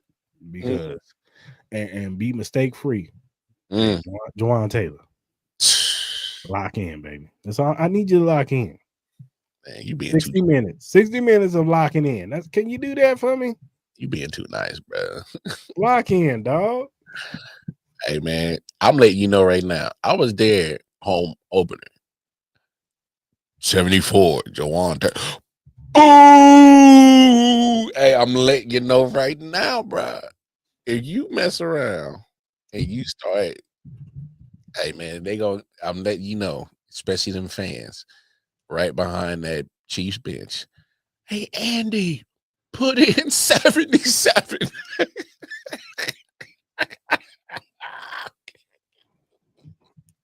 Put in 77. Yeah. Hey, Chiefs Kingdom ain't shy to just tell you the truth, you want it. Hey, man. Hey, Cris being too nice. I was done with you after week 1. I said it on the pod. I was done. But at this point, I can't do nothing about it. I can't make them take him out. Hey, man, we raising up hell on this thing, bro. And see, last game, it wasn't just like because he only had like the one or 2 penalties. I think he had 1 penalty. Yeah, but the way that they but it wasn't just that. Last game, it was just Brian Burns was whooping your ass on several snaps. Like it was hike, and Brian Burns took one hand and just threw your ass. Hey, did he look like the Matrix falling? It was like 4 or 5 times. He would just take one hand and just move him out the way. Like, get your ass on. Hey, excuse me, sir. Yeah. How you doing? 15? You all right? Yeah. Yeah. Can I get a comp at 1587? Hey, yeah. Hey, man, I heard you. I heard you got some good prime cuts up there. Oh, was that your bodyguard? 74? Yeah, I moved him out the way. He light. He light ass. He light. And that's how it looked. Like several plays I saw. I was like, God damn, Juwan. At this point, you just got to just strangle him and choke slam or something. Hey, why he look at this point? I'd understand it. I get it. Hey, I get it. Hey, like DJ Jazzy Jeff got thrown out the mansion in Fresh Prince. I get it. I get why Juwan Taylor did that penalty. I get it. He did the same thing. That man got Uncle Field by Brian Burns. A few times. So, Juwan, don't let this happen. There ain't no Brian Burns on this defense. No, not on this. Mike Green is good, but he's still a rookie. Don't let Mike Green do this to you. And there, if you get bounced out the club by Mike Green, we really gonna have to have a conversation. Yeah, then maybe we need to put more up in there.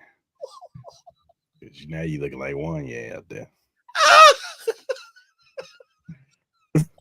Now you looking like Wanye out there. That ain't good. No, that ain't good. That's not good, player. Sir, you want to be a special teamer? You want to be a special teamer? So, but offense, keep it simple, Andy. Run the football. Mm-hmm. That by 1,000 cuts, and then take your deep shots when you need to take your deep shots, man. I'm sure they're going to use Xavier Worthy on some screen plays. Bring the screen game in there too. You know what I'm saying? And not with tight ends. Come on, bro. Especially with Travis Kelce. Oh, when he did that, I was like, "Oh, that's what we doing? Tight end screens with Travis Kelce." What the? I was like, "What was that?" No, Andy, you tripping, boy. All right, bro. On defense, what do the Chiefs have to do? I know that the last few games I've been saying get home with 4. They don't. Obviously, I still want them to do that, but with Lamar Jackson and what he provides, and I saw a blueprint that worked great last night on Monday night with Detroit. Is even if you don't get there with 4, make it a point that you actually contain your lanes.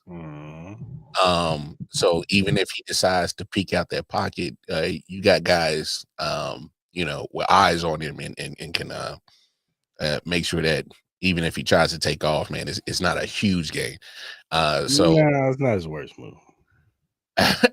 No, we've seen worse.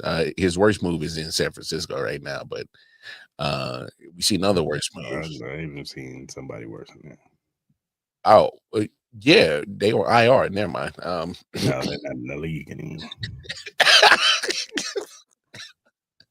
Drop the name because remind me. Breland Speaks.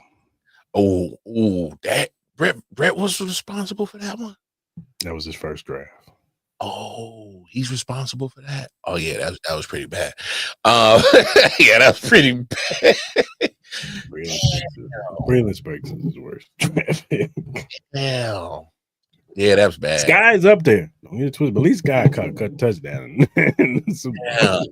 No, I thought Breland was still part of Dorsey. Damn, my timeline must be off. That was the year after. That was the year he got fired. Okay. But no, that's true. You got me there. They didn't pay him big money for that, but they did. Since he did put a high draft pick on Speaks, though, 2 premium draft picks on both of them. So yeah, second rounds. Yeah. Those are very coveted. But yes, I want him to get to Lamar and get the sack, but we know how Houdini it is when getting out of sack. So just put him in a phone booth. I think that works best. And this is actually the game that kind of works in George Karlaftis' favor, where I may not get there on an initial rush, but I've contained the outside. I can spin back in and get the the second effort sack because Lamar's going to probably try to leak out the pocket. So this actually might bode well for George Karlaftis to have a big game, man. But I think that's it right there because nobody scares you on the receiving end. Zay's obviously the potential with Zay is there. Just put Trent on him. But you know what I'm saying? Like you could put clamps on him. Hell, I put Noah Williams on him. You put Noah Williams on the key, be physical at the line for sure. Yeah. Noah's good at that. He has that physicality to where at the line of scrimmage he could disrupt his routes. But slow down. I'm putting Trent on him to cover because Trent does good against guys who are his size or smaller. Because Malik Neighbors is not the biggest guy, and so. I knew he was going to do well against Malik Neighbors. It's when he goes against the Cortland Sutherlands and Williams did well. Huh? No, Williams did well against Malik because he did. He did. That's what I'm saying, because he's physical at the line. The only thing about Noah Williams is when he gets beat, he gets beat. He's told. Yeah. So he ain't got the speed and athleticism like a Trent McDuffie. You know what I'm saying? They can catch up. You're right, but to be fair for Noah Williams, from what I've seen so far in the first. No, he's been good. Trust me, I like Noah Williams coming out of college. I saw him at Cal. I saw him at UNLV when he played at UNLV. Dude could take the ball away. So when he got picked, I was like, oh, I like this pick because at least dude could take the ball away. That's what I liked about it. He's a ball hawk. So I like Noah Williams. So not quite Marcus Peters vibes, as in he to get caught in the backfield, but I mean, he did a great job against Devontae. Too. I thought he did solid reps he had against Malik. He definitely frustrated him. So I love what Noah Williams has done so far. The young guys have stepped up. Noah Williams stepped up. Omar has stepped up. So obviously, I'm pretty sure we're going to see an uptick in his snaps. But Omar has to be part of that of just putting Lamar in a phone booth. If they don't do that, man, I think it's in trouble. Because Spags and this defense have always done a solid job against Derek. So I'm not really let me knock on wood because I still understand who Derrick Henry is, but the Chiefs always played him pretty well. I think it starts with Lamar. Just put him in the phone booth and make his life hell. If you could disrupt that, everything else crumbles for that Ravens offense because Tom Monken is not he's not a smart OC. So yeah, you got to make them one-dimensional. Like the teams that have made them one-dimensional. I mean, outside the Buffalo game, which we all feel like they should have won that game. If you make the Ravens one-dimensional, they don't look as sharp on offense, and Lamar he starts to panic a little bit. And starts to make play bad plays. So you got to make them one-dimensional. You got to yes, Lamar with the ball in his hands is dangerous, but you would rather have him have it in his hands in the pocket than him doing that read option and having the option to run and throw. That's when he's dangerous. You know what I'm saying? And if Derrick Henry is getting 4 to 5 yards a clip, that's not good. And they got to shore some of that up because the run defense has not been good since they got rid of Mike Pennell. And so I'm just keeping it real. Oh, you right. I'm just keeping it real. Yes, against the secondary has played very well, but against run defense, they have not played well at all. And you bring back Derek Nottie? I'm just saying, of the production that Mike Pennell was getting, you were better off keeping him instead of bringing back Derek Nottie. That's what I say. I agree. Maybe they need to play one of these young dudes that they picked up on the practice squad and put them in the defensive line. But maybe they need to, put Marlon Tupelo or whatever his name is on the damn defense. I'm just saying because Mike Pennell got the Bengals defense looking actually not as bad as I thought. They feel pretty bad, but did you watch the last game? Did you watch the last game? Trey Mason was running all over them. I was going to say, before week 3, I was going to preference. Look good last week. But no, I look, it's all, like you said, it's all part of the same game plan. You got to stop that run, man. Yeah. Stop the run, make them one-dimensional. You got to make them have to throw. And this offense has to get off. The defense will be helped off if the offense is efficient and can get into the red zone and get into the end zone. I mean, if we can get up on some scores and make them get out of what they love to do, and that's run the football, and make them a passing team that plays into the Chiefs' favor. That means you got to score first, Andy.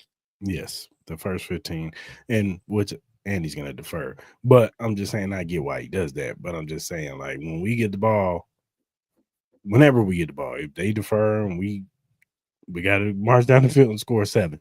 First possession. Take it right down. And take it down the field and score 7. Yeah. You know what I'm saying? And apply pressure all the game. But defensively, make them one-dimensional. If you see the sack, go get the sack. But keep containment. Don't break it. Don't, you know what I'm saying? Lamar Jackson is slippery. He's still elusive. You know what I'm saying? Leo Chenal, you know that firsthand. That AFC Championship game, you had him dead to rights. He slipped right about your ass and threw it right to Zay Flowers, touchdown. So you gotta. That's the one thing I was impressed with the Barnes dude. Every time what's his name try to get out, wrap up. You ain't going nowhere. Nope. That's about these tackles. No. I'm about to be part of your highlight reel. I was about to say, you damn sure ain't about to put me on. Put me in the highlight reel, sir. No. Be in your Hall of Fame speech highlight track. Nope. So you got like Mark said, keep containment, make them one-dimensional, and make them a passing team because that's when they are prone to make mistakes when they do that. Lamar will throw a pick, fumble the football. He's live. He almost fumbled it yesterday. Or he did fumble it, and he got it back. Hey, can I be honest, dog? You know, coming into the season, I kind of had my concerns about our secondary. Ever since he put Noah Williams on that outside, yeah, I'm kind of like, but it's not even just that. It's just the safeties are playing a lot better. They're communicating more. You know what they're doing with Shamari Connor, even if they play him in the slot. They have somebody over the top of him. They're not putting him on the island by himself and just saying, "Hey, Shamari, guard Malik Neighbors in the slot." Which I actually was surprised that Dayball wasn't smart enough to move Malik Neighbors in the slot because I was surprised that he didn't try to get the ball in his hands quicker. Screens, anything, drag routes, anything like that. It was just like it was kind of like, hey man, just run down the field. Joe, that was a pipe dream. Boss ain't getting no playing time right now. No time soon. He's on. You want to see him? Watch the kickoff. Even though I agree with you, I agree, but it ain't happening. You know, Spags operates just like Andy. If you're young, unless you're special, you gotta be special to get on this field. For Spags to play you, you have to be elite of the elite of the elite. You got to be Jalen Carter. You got to be Fred Warner for him to be like, all right, I got to play you. You kind of good. Yeah, you got I can't do it. You see how long it took him to put Nick Bolton out there? He kept trotting Anthony Hitchens' ass on that field every week. I said, if I got to see Anthony Hitchens' whack ass on this damn field, miss a tackle again, I'm going to be pissed. Missing tackles, getting trucked by Baker Mayfield in the playoffs. Don't remind me. You get trucked by Baker Mayfield, dog. Hey, bro, that's crazy, dog. It's one thing to get trucked by like Josh Allen. I get it. That's one thing. Baker Mayfield. You should get your dog. Just turn your cleats in and your helmet. Pads. Just take your pads off. Hit the showers, kid. The showers, kid. This job isn't for you. You, man. You got a backup plan. Get that app ready for Indeed. Mm-hmm. All right, man. Who's your X factors for this game? Yeah, on offense, for me, it's like you said, Pacheco. Even if he doesn't break it, you know, you still have to show the threat that we can be balanced on this offense, and that starts with you know, hey, there's 2 games that you got 5 yards per carry and 4.5. We gonna need that.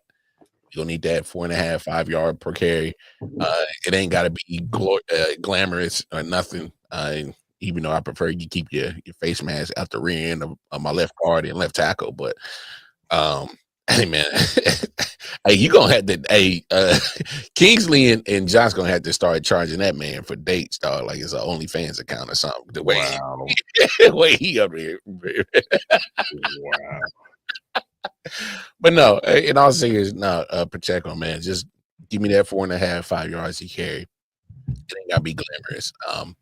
I know those days of getting 20, 25 carries is long gone. You ain't getting those, but maximize your opportunities though. So, and on defense, like I said earlier, I think this is the George call out this game where it bodes in his favor to make sure that he contains that outside.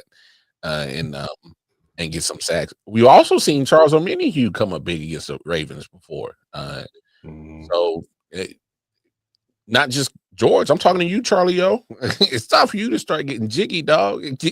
Contract year, bro.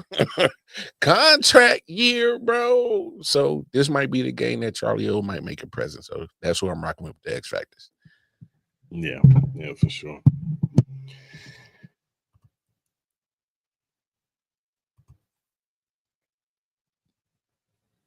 I hear you, Joe. I'm not mad at that. Taekwon. My X factors in this game on offense. This is difficult. I thought you were gonna say something crazy, like get Gator Boy involved. I'm kidding. Don't disrespect me like that. I like you. You know, I like you, Mar. You know my bad, dog. My bad. My brother, man. My bad, dog. Hey, I'm your brother, man.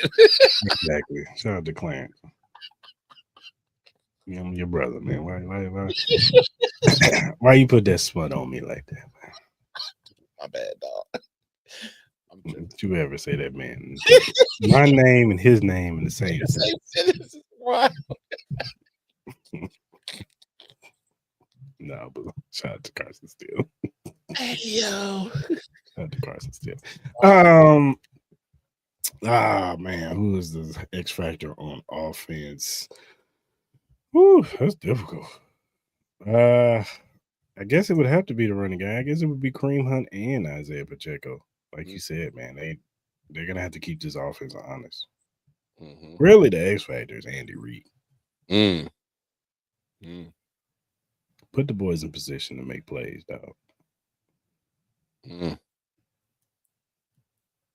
I hear that. Oh, really, Joe? Huh? Yeah. Chill out. 30-0, dog. Chill out. Chill out. Chill out. Ted McMillan. Yeah, whatever. Ted McMillan. All right. Was the rookie of the year? No, he's not. Chill out. It's Amico Bouquet. Oh, yeah. It's Amico Bouquet. He's the number one wide receiver in the right now. But yeah, the running game, Andy Reid put him in right. On defense, it's I'm gonna say Leo Chenal. Because he's probably gonna be the one to have to spy Mr. Lamar Jackson. I like that. It's gonna be Leo Chenal. Now, if he fails, I wouldn't mind seeing him boss up being a spy. I wouldn't mind either, but you know, Spags is stubborn. So I ain't giving him no kind of props, Joe. It was one game.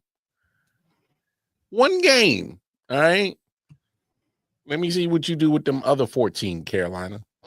I need to pull up Carolina's schedule because they got Patriots this week. That's a win. Dolphins. That's a win. I don't know.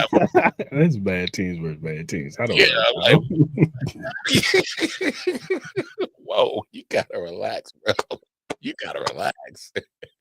Like, as your brother, I gotta hold you up to a certain standard. No, I'm just playing, man. Those are 50-50 games like a mug. I ain't even gonna hold it. I'm trading water over here with the Panthers. I was surprised when I saw that 30-0. I said, Atlanta, what is going on out there? You was flexing in the chest. Yeah, 30. I was stunting like a mug. Yeah. I did not expect that. I was like 30-0 Atlanta. What is it? Green. I'm sorry. If I was Art man, I'd be like, hey, bro. Hey, what's going on? You might need to clean out your office, dog. 30-0. What we doing losing to Carolina and Panthers?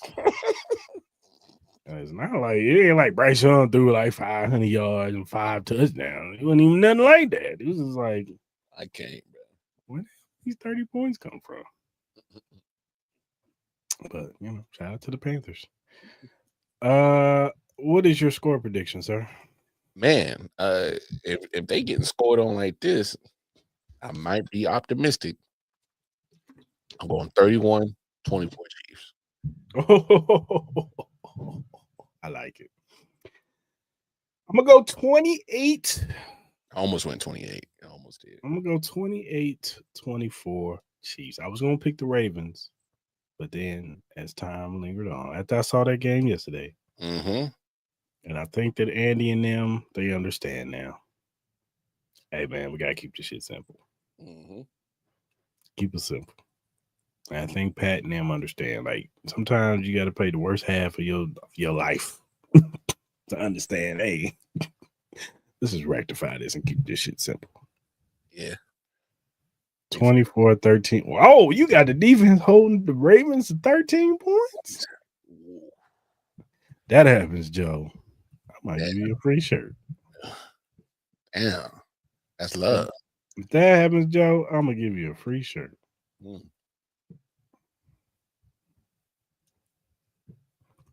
That Johnny Walker talking, huh? He said that Johnny Walker talking. We can do a real quick recap of week 3. This was the week of the block field goals. Special teams, man. It matters. Special teams came through on a whole bunch of games. Let's see, the Cleveland Packers game. Came down to a block field goal that won the Browns the game. I also thought it was funny when Myles Garrett was chasing Jordan Love and somebody was like, Jordan, run. Hey, Myles Garrett is a menace, dog. He's the best defensive lineman in the league. He's the best defensive player in the league. Player. I was about to say, like, this. Best defense player in the league. I know everybody try to bring up TJ Watt.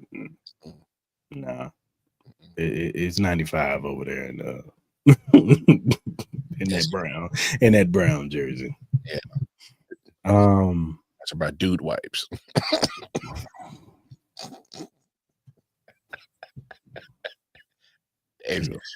Yeah, I'm saying APR messed up that one. Like, bro, we can't be wearing doo-doo brown and be sponsored by dude wipes. What is this? Yeah, that's crazy. The Eagles got by again. We talked about it a little earlier, but the Rams tricked off a win. Now, I did like what I saw from the fourth quarter, really, from the Eagles. They finally got the ball to A.J. Brown. Oh, go figure. Good things happen when you get the ball to A.J. Brown. Like, how complicated that concept was, huh? Yeah. Well, you get the ball in your best player's hands, the offense looks a little better, huh? Oh, you got 2 good receivers. Let's use them. This isn't no breaking news. Tua is terrible. I just want to put that out there. He is a bad quarterback. He is horrible. Well, what's wrong with him is his greatest attribute is not good this year. Tua. His accuracy has always been his better attribute. It's bad this year, man. Tua. How long have you been playing quarterback? You know damn well you should not stare down your receiver and just throw the football. You looked like you hiked it and looked straight at your receiver. I wonder where he's throwing the ball. And that middle linebacker or safety, whoever it was, he looked right at you, staring at him. And as soon as you threw it, he was off to the races. He's like, "Oh, you better throw this." Okay. Oh, you throwing it? Oh, thank you. And back to the Eagles game. My condolences to all them people that put the Rams on +3. Jordan Davis, he had to take it in. I'm convinced. He had to take it in. I was one of them. He had to take it in. That's what. Oh, I had to. I was like, even if they block this punt, I'm good, dog. Like, I got the +3. Then I said, "Damn it, Jordan." Yeah, Jordan Love. Jordan Davis. He had to take it in. That's what it is. Hey, but he was scooting though. He was gone. What else happened? Trying to think of other games. 49ers keep winning. I don't know how. They keep winning. That defense. Robert Saleh is the MVP of that team. Yeah. And I don't know what they're gonna do without Nick Bosa because he's out for the season. Mm-hmm. There are rumors that they're calling Cincinnati. They should. Trey Hendrickson, what are you doing? They should. As they should. Come on over here to the 49ers. He'll fit right in too. Yeah. Who else? What about in division? Raiders are still trash. Broncos. How y'all lose to Marcus Mariota, dog? That's what Marcus Mariota. Ain't good, bro. That ain't good.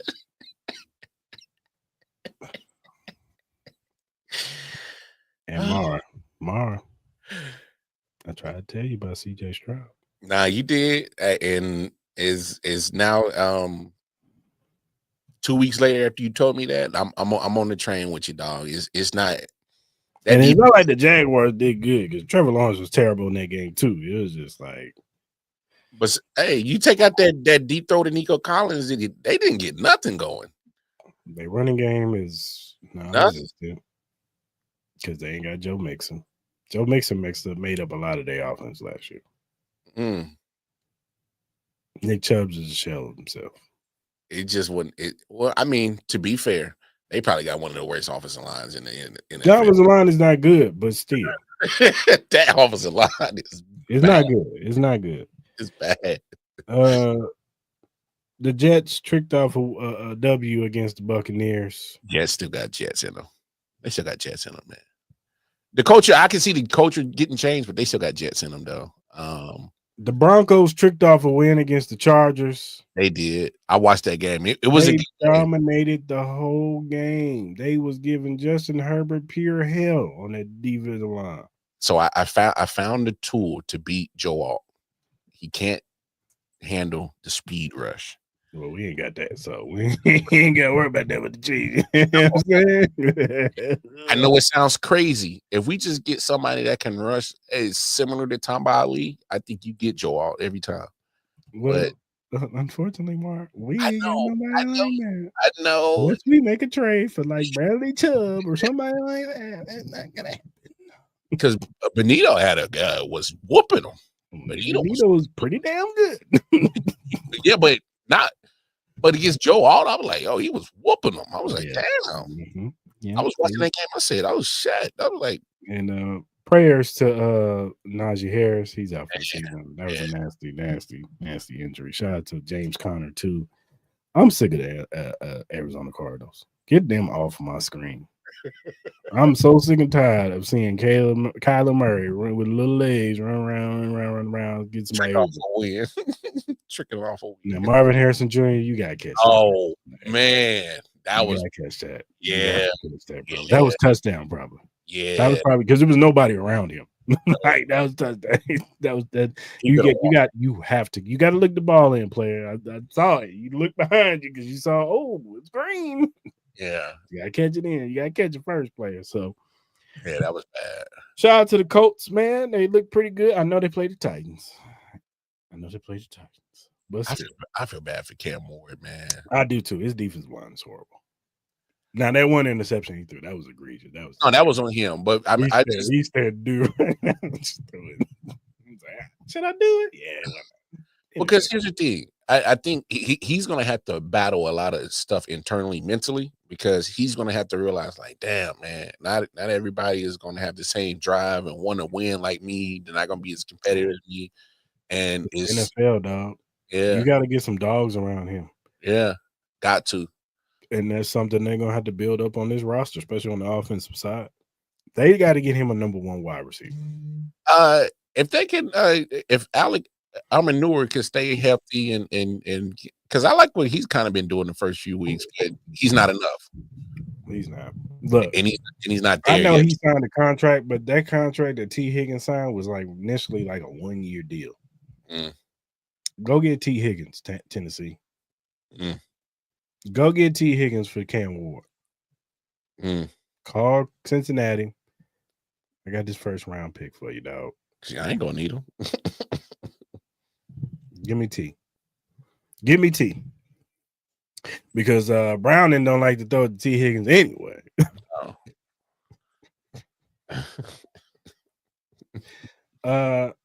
We already talked about the Bears, really. The old man, A.A. Ron, got him a W. Come on, man. Over here struggling with the Patriots, man. Anyway, but still, they still gonna sneak in the playoffs, man. They gonna be a wild card and get bumped around. They gonna do enough because effect. I was watching that Seahawks Saints game. Sam Darnold ain't as bad as I thought he was. Can we put in a rule like you down 28-0? Call it. Running clock. Just get this game up. Yeah, running clock. Get that clock running. Because let's wrap this shit up, B. Yeah, that game was over before it started. It was just it was bad. It was bad. Alvin Kamara, you sure you still retire, Saint? Sure. You sure? You sure you don't want to come over here with a chance to get a Super Bowl? It's got to be depressing over there, dog.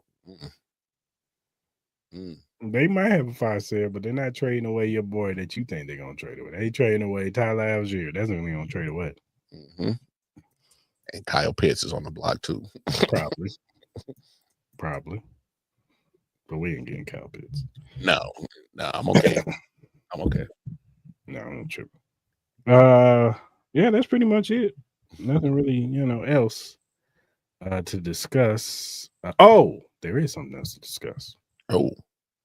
Charlie Gardner-Johnson got released. I thought you meant something important, man. That ain't. He'll be back with Philly by the end of the week, bro. I don't even think he's gonna be on Philly. I think he's gonna be a Raven. I'm not a Raven, but he might be a Raven. But he might be a Raider. Then damn, they ain't worried. He's gonna be a Raider. Or he might be a Buffalo Bill. How good he? Because they need all the help. Yeah, but what's going on with him? Like how good he is? How you keep bouncing team to team? Well, they said for the Texans, they said he was giving up big plays and he wasn't catching DeMeco Ryans' scheme. Like the chemistry wasn't there. He was out of position a lot of times, and that's why they got rid. And then he was complaining and not taking accountability for his misses and top shit. What he does, and that how this season is going is like already they're 0-3. Is kind of like we don't need this. Like after a while, like you keep getting bounced like this. I know you tried to get on the pivot and try to make it seem like it's not me. Nah, it's you, bro. Yeah, you gotta look in the mirror, dog. Like you keep getting bounced. Like dog, you won a Super Bowl, and yeah, he is. No, I agree. Yeah, like you bad, bro. Like you're bad. Like it's something wrong. Like you contribute to winning that Super Bowl. I give you that. I give you this, Charlie. You are a dog on that field. You are. You bring energy. You bring a tenacity on that field that Detroit didn't want you no more, and they need all that. They ain't getting that secondary. They didn't want you no more. Then you go to Philly. You win a Super Bowl. They hurry up to the board and trade your ass. And now you didn't last but 3 games with the Texans, and they said, "Nah, we good. We good. We good, man." I'm sorry, man. We can't do this anymore. It ain't gonna work out, bro. We wish you the best on your future endeavors. Yeah. That man got future endeavor. I'm sure somebody will put in a good word for you. Hey, dog. So, do I think he'll get picked up? Yeah, he'll get picked up somewhere. He'll get picked up. I don't think no contenders are gonna touch him no more unless they really. I know somebody. I know some people. I know it was like, "Oh, Chiefs." I said the Chiefs would never do that. After what he said about Travis Kelce, nah, ain't happening. And Taylor Swift, it ain't happening. That's a no-go. That's a no-go. Young Travis walk in that locker room, punch him in his face. We got a fight on day one.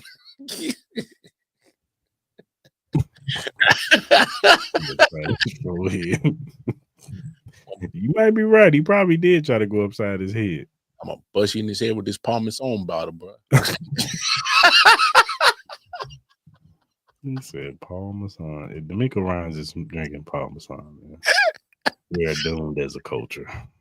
Hey, I don't know, man. He from the South, bro. He ain't. But you making millions of dollars play. You should be drinking Louis the 13th.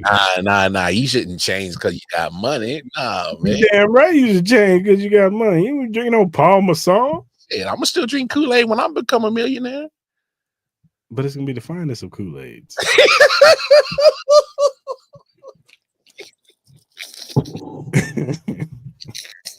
Probably some purified water in that Kool-Aid. Triple distilled H2O. Yeah. Boss water. What's that? Hey, what's the glass bottle water? What's it called? Oh man, I forgot the name of it. But yeah, some of that. He's using the finest of water for the Kool-Aid. So you are gonna change a little bit. I know. Hey, trust me. Hey, y'all. When we making big money over here, you gonna see the changes. There'll be Kool-Aid from House Party. Hell no. Liquid diabetes. It's gonna be subtle, but there'll be some changes. I'm like, Mar, you know you ain't gotta do this, right? Hey, if you see me and Cris at every damn Chiefs game covering it, there'll be some changes. Well, we better be in the press box, man. I better be sitting next to Nate Taylor. Hey. So I better be to a point where Nate like, how do you get in there? Don't worry about that, dog. Dog, you ain't got no credentials. Don't worry about that, dog. Mind your business, Nate. Watch the game. Look, watch the game. Oh, shut up, bro. Nah, shout out to Nate Taylor. I wouldn't do that. But I'll watch the game.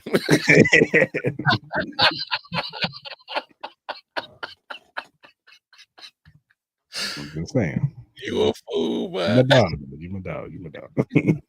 Anyway, all right, y'all. Let's go on land this thing. If you look at the screen, you'll see the QR code for the BetUS website. This is for new first-time users only. Put your information in. Put the promo code JOIN125. Get 125% signing bonus plus 10% gambler's insurance because they got other things on the website. That is 3 risk-free bets on $100 up to $5,000 on your first 3 deposit. So that means if Mar takes $100 and deposits it 3 times and bets with it, and he loses, guess what happens, Mar? Hey, do I get to keep my money? You get to keep your money, dog. You don't lose it. Now after the 3rd time, you can lose it after that. So go over there, sign up, put your bets in, win you some money, or keep your money on your first 3 deposits, and tell them Arrowhead Cheap Podcast sent you. Just don't get burnt by Jordan Davis. Bad beats. Yeah, because this boy, that killed me, dog. I bet it did. I bet it hurt a lot of people that day. They was like, yeah, is it blocked the field goal? Yeah. This mother. I'm talking about a sure victory, no matter what happened. Yeah. He just didn't have to put it in the end zone. That's it. Yeah, he said, F y'all. You parlay about to hit today. I got 20,000 on a Philly defense scoring an anytime touchdown. Also, we got new merch coming, people. Hey, Red Friday t-shirts. They dropping this Friday. Hey, $20 hey. plus shipping and all that stuff, But they will be going up this Friday. So be sure to get your shirts so you can represent on Red Friday. And you can wear it any day you want to wear it. You just got to wear it on Friday. You can wear it any day. You know what I'm saying? But get your shirts. And yeah, man, we'll appreciate it. I'm going to wear mine every Friday. whatever streaming platform you use to listen to your podcast. We're available on Spotify, Apple, Google, Amazon, iHeartRadio, whatever you do to listen to your podcast. We are there. Arrowhead Chief Podcast. Also, first time watchers on YouTube, hit that like button and subscribe button, the notification button. So when we go live on Tuesdays at 5:30 Central Standard Time, PM Central Standard Time, you could jump in the live like Joe is. Dale came in earlier, talk about these topics with us. We want to hear from y'all, man. We want to hear your Chiefs opinion. How do you feel about the team that we finally won the game? And how do you feel about us going into this game against the Ravens? Do you think we're going to win? Do you think we have a chance? Or are you skeptical? You know what I'm saying? Like, I know some of you Chief fans are out there. It's all good. But yeah, go ahead and tap in with us and yeah, subscribe to the channel. Yes, sir. And whatever social media platform you use, whether it be X, Instagram, Facebook, TikTok, Threads, Twitch, whatever you use to do your social media on, we are available at AH Chief Podcast. Follow us. We're not Hollywood over here, Joe. You're right there. You're right there. Look at him on this job. Yeah, because last week he wasn't. Yeah. We Hollywood, man. Yeah, we ain't Hollywood. We Hollywood. Which means we cool cats. Talk to us nice and we slap. Backhand. No, I'm just playing. I'm just playing, people. We're not violent. We're not violent. We're peaceful people over here. Grown men over here. But that's gonna be the name of the next episode. But no. But yeah, follow us. We'll follow you back. If you have feedback or critiques, or if you have a question or topic that's Chiefs related or NFL related, and we like said topic or question, we will bring it up. We will shout you out because we want to show love to those who show love to us. So go ahead and hit us up via DM, email, or our mentions. All right, good people. Until next Tuesday, hopefully we are celebrating another victory. We're 2-2, and the narrative on the Chiefs are moving up. Rasheed Rice is in the building, y'all. EGE. I don't know what that, I don't know. You got to put me here, but I don't know what that shit mean. What that mean? Everybody gets to eat or something like that. Everybody eats. Everybody gets to eat. That's what it stands for. I don't know. Okay. Yeah. I'm closer to 40, so my I don't get it either. But hey, Rasheed Rice is taking it and he's running with it. So whatever. EGE Rasheed. Everybody gets to eat. I guess. Right. Cool. I'd rather say RGE or she gets to eat, you know what I'm saying? Whatever. Yeah, whatever. But I digress. But we'll be back next Tuesday, hopefully celebrating a victory, and we are 2-2 or the latter. And then we'll have to have a TED talk with y'all, you know what I'm saying? Yeah, not the TED talk. We'll have a TED talk, especially if it comes down to something that it's egregious, like a missed field goal. I didn't say it. You did. All right, good people. We out. Go Chiefs.